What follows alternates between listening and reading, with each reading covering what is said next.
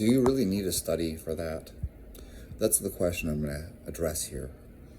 And no, I don't have a study for that. And the answer is no, you don't need a study for that. Now, I'm going to use an example here. We're going to talk about meals timing, how to eat.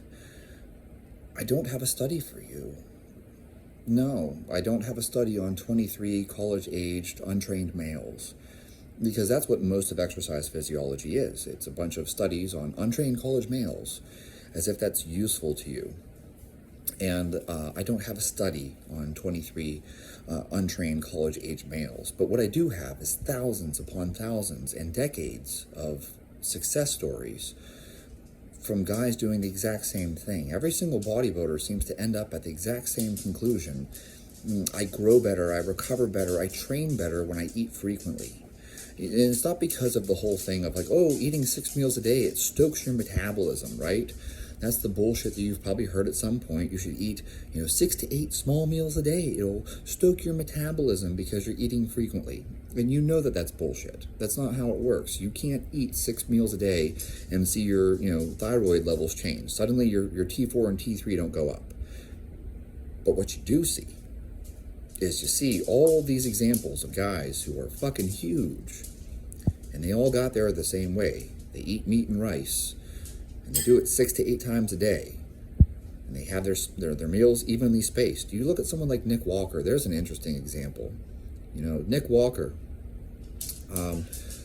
wow, 10 years of training twice a day and eating 6 to 8 meals a day.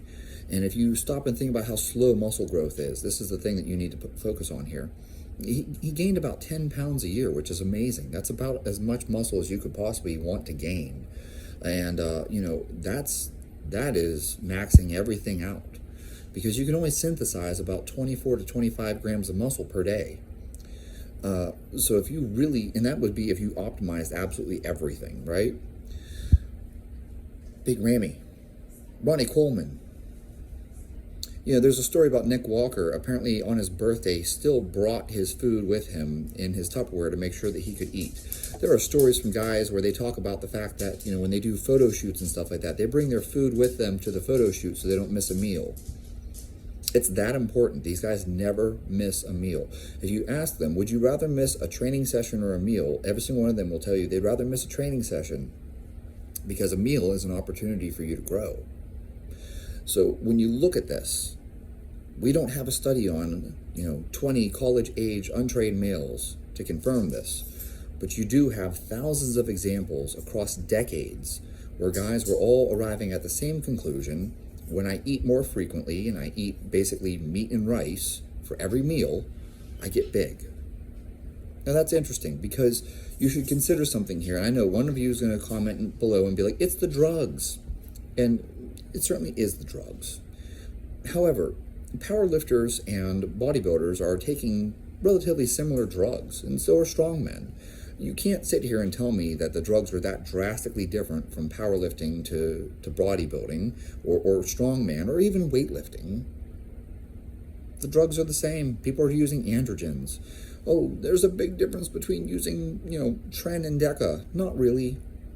Maybe neurologically, maybe they feel different, but in terms of protein synthesis, we have studies showing this, that the amount of protein synthesis is not that drastically different. Androgens are androgens, so whether you're taking D-bol or you're injecting testosterone, the amount of protein synthesis that occurs as a result of taking these drugs is roughly the same. So why do bodybuilders look so different than powerlifters?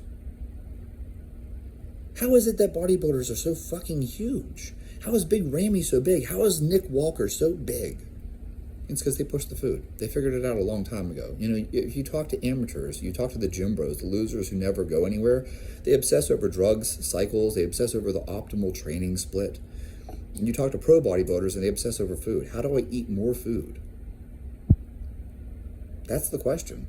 And they all do the same thing. They do frequent meals, lots of meals. Every 3 to 4 hours they're eating. They're constantly fueling the muscle.